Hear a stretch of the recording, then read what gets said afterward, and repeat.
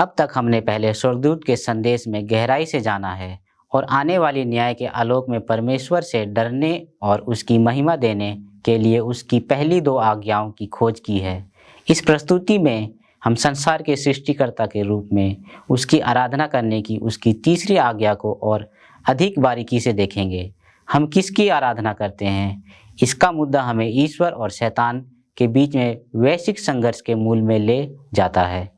शैतान का इरादा परमेश्वर को उसकी सृष्टि के एक हिस्से से स्थायी रूप से अलग करना है, उन्हें झूठे देवताओं की पूजा करने के लिए लुभाना है। तो फिर पूजा क्या है, आराधना क्या है? प्रकाशित वाक्य 14:7 में जिस यूनानी क्रिया का अनुवाद आराधना करना किया गया है वह प्रुस्कोनियो है, जिसका शाब्दिक अर्थ है दंडवत करना या स्वयं को दंडवत करना। जब परमेश्वर पूजा के कार्य का उद्देश्य होता है तो क्रिया शरीर के शारीरिक रूप से झुकने का वर्णन कराती है और आंतरिक रूप से झुकने का एक रूपिक भी है, जो कि हमारे गौरवशाली की तुलना में हमारे पतित पापी स्वभाव को स्वीकार करने की अभिव्यक्ति के रूप में है। महिमा सीधे शब्दों में कहें, पूजा विश्वास और वफादारी के बारे में है। आइए इन दोनों आराधनाओं को अलग अलग देखें। विश्वास की एक स्वीकारोक्ति के रूप में आराधना। प्रकाशित वाक्य अध्याय 4 में ये स्वर्गीय प्राणियों के नीचे गिरने और परमेश्वर की आराधना करने का वर्णन करता है, ये घोषणा करते हुए कि हे हमारे प्रभु और परमेश्वर, तू महिमा और आदर और सामर्थ्य के योग्य है, क्योंकि तूने ही सब कुछ बनाया है। यह आराधना का कार्य मूल रूप से परमेश्वर के चरित्र में विश्वास की स्वीकार योग्य है, जो परमेश्वर कहता है कि वह है। हम बाइबल से जानते हैं कि परमेश्वर प्रेम है, कि वह अच्छा है, कि वह हमारा विश्राम है और वह सृष्टि करता है। जबकि इन बातों को संज्ञानात्मक रूप से जानना महत्वपूर्ण है। सच्ची पूजा ये जानना है कि ईश्वर अंतरंग स्तर पर कौन है, अर्थात ईश्वर को अपने निर्माता के रूप में जानना, उसे जानने वाले के रूप से जिसने मुझे मेरी माँ के गर्भ से जटिल और जानबूझकर बनाया है, जैसा कि बाइबल में भजन संहिता 132 में वर्णित है। इस मायने में ईश्वर की पूजा करने से बहुत विश्वास हो सकता है।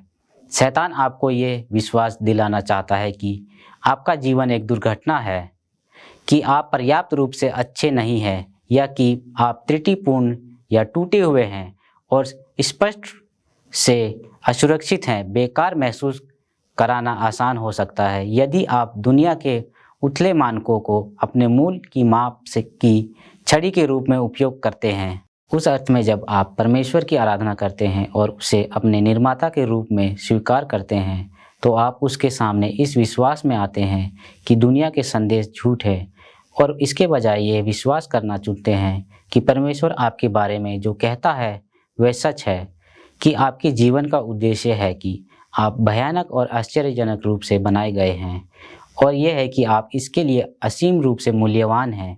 ईश्वर की आराधना करने का अर्थ है उस व्यक्ति के पास लौटना जिसने हमारे अस्तित्व की योजना बनाई, हमें बनाया और हमें हर दिन जीवन देता है। बाइबल कहती है कि परमेश्वर हमें इतनी गहराई से जानता है कि उसने हमारे सिर के बाल भी गिन लिए हैं। वह हमें हमसे बेहतर जानता है जितना हम खुद को जानते हैं। एक मायने में पूजा आने जैसा महसूस होना चाहिए।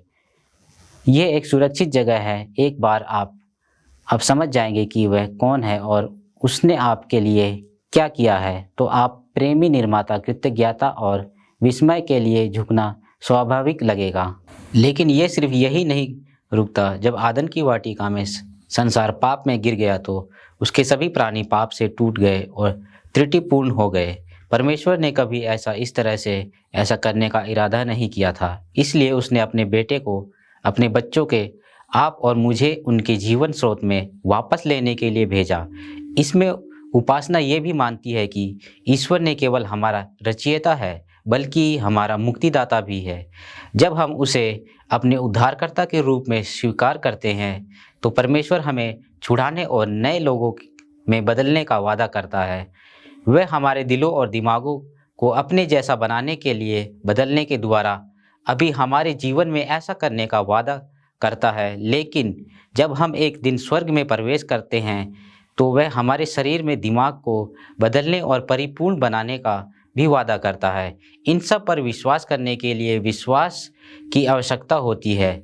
उस पर भरोसा करें जिसने वादा किया था। वफादारी के एक स्वीकार योग्य के रूप में आराधना केवल विश्वास का अंगीकार नहीं है, बल्कि ईश्वर के प्रति वफादारी का स्वीकार्य भी है। यह ब्रह्मांडीय संघर्ष में ईश्वर का पक्ष लेने का कार्य है और इसके परिणाम स्वरूप यह बुराई की शक्तियों के खिलाफ विद्रोह का कार्य है।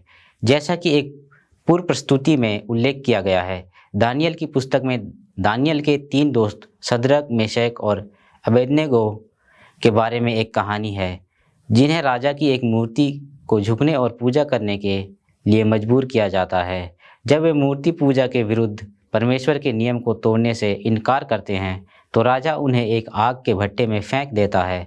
हालांकि राजा के विस्मय के लिए वे जले नहीं हैं, इसके बजाय राजा आग में उनके साथ एक चौथा आदमी देखता है, जिसे हम प्रभु के दूत या यीशु के रूप में जानते हैं। मनुष्य के रूप में हमें अपने आप को जीवन में वापस नहीं ला सकते। हमें मृत्यु की शक्ति से बचाने के लिए हम पूरी तरह से परमेश्वर पर निर्भर हैं, लेकिन जब हम परमेश्वर के प्रति निष्ठा रखते हैं तो हमें मृत्यु से डरने की आवश्यकता नहीं है। डैनियल के दोस्त डरते नहीं थे और भले ही परमेश्वर ने उन्हें भट्टे से बचाया और उन्हें पृथ्वी पर अपना जीवन जारी रखने की अनुमति भी दी, भले ही उन्होंने ऐसा ना किया होता, फिर भी उन्हें एक दिन अनंत जीवन विरासत में मिला होता। इसलिए मृत्यु से डरने की कोई बात नहीं। जब हम परमेश्वर की आराधना करने की बजाय शैतान की आराधना करना चुनते हैं तो हम अंततः मृत्यु के चुन रहे होते हैं। लेकिन शैतान की आराधना करने का चुनाव आमतौर पर मनुष्य द्वारा किया गया एक सचेत विकल्प नहीं है। बहुत से औसत लोग नहीं कहेंगे कि आज मैं शैतान की पूजा करने जा रहा हूँ, लेकिन जब महान ब्रह्मांडीय संघर्ष की बात आती है तो कोई बीच रास्ता से नहीं होता है। बाइबल कहती है कि हम ये तो परमेश्वर के साथ है, ये हम उसके विरुद्ध हैं। यदि हम अपना जीवन परमेश्वर को ठंडे बस्ते में डालकर जीते हैं और उसकी अपेक्षा करते हैं तो हम अंततः शैतान को चुन रहे हैं। लेकिन वह अच्छी खबर है, परमेश्वर हमें बचाना चाहता है, वह हमें अनंत जीवन देना चाहता है और वह लगातार हमें वापस आने अपने पास बुला रहा है। यह तक कि यह इस तरह की प्रस्तुतियों के माध्यम से भी, और परमेश्वर के प्रति वफादार रहने के लिए हमें केवल उसकी व्यवस्था का पालन करना चाहिए। बाइबल कहती है परमेश्वर का बोझ हमारे लिए हल्का है क्योंकि यीशु हमारे लिए वहन करता है। वास्तव में किसी भी पापी के लिए परमेश्वर की व्यवस्था का पूरी तरह से पालन करना असंभव है, और यद्यपि प्रयास करना अच्छा है क्योंकि परमेश्वर का प्रेम नियम उसका प्रतिबिंब है। ये हमें नहीं बचाएगा। हमें केवल यीशु पर भरोसा करना चाहिए और विश्वास करना चाहिए कि वह हमें वही करेगा जो उसने वादा किया था। आराधना और विश्राम दिन इसलिए हमने स्थापित किया है कि आराधना विश्वास के बारे में है और ये वफादारी के बारे में भी है। ये दोनों अवधारणाएं शब्द के विचार के साथ बुनी गई है और यहाँ क्यों है, जबकि विश्वास एक मानने के बारे में है कि ईश्वर हमारा निर्माता है। वफादारी उसका पालन करने के बारे में है। शब्द पवित्र शास्त्र में चौथी आज्ञा है जो सृष्टि का स्मरण कराता है। ये हमें शब्द के दिन को याद रखने और इसे पवित्र रखने या इससे अलग करने के लिए कहता है।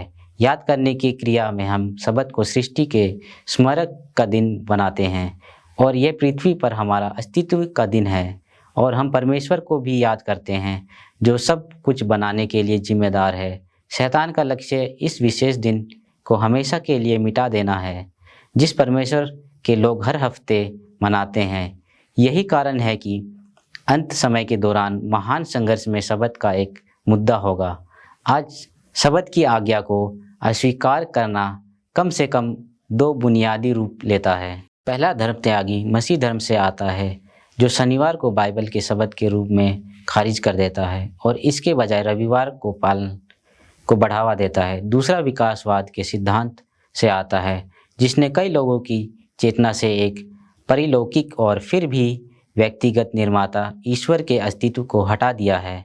उनके अनुसार कोई निर्माता नहीं है क्योंकि हम जो कुछ भी देखते हैं वो यादृच्छिक और उद्देश्यहीन प्राकृतिक प्रतिक्रियाओं का परिणाम है। कई ईसाइयों ने प्राकृतिक विकास और ईसाई धर्म के बीच सामंजस्य स्थापित करने की कोशिश की है।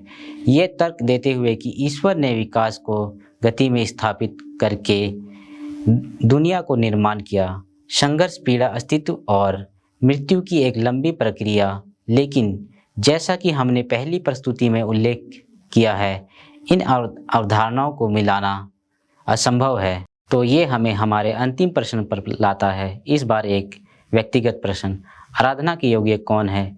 उम्मीद है कि इस प्रस्तुति ने आपके दिमाग में स्थापित कर दिया है कि केवल ईश्वर, जिन्होंने मसीह के माध्यम से सब कुछ बनाया और हमें छुड़ाया, आराधना के योग्य के है। केवल जीवन का स्रोता जीवन का निर्माण कर सकता है और इसे छुटकारे के माध्यम से फिर से बना सकता है। मनुष्य के रूप में हम अपने जीवन के लिए पूरी तरह से उस पर निर्भर हैं, और जब हम इसे महसूस करते हैं और इसे विश्वास के माध्यम से मानते हैं और इसे वफादारी के माध्यम से स्वीकार करते हैं, तो हमें स्वाभाविक रूप से उसकी आराधना करना चाहेंगे।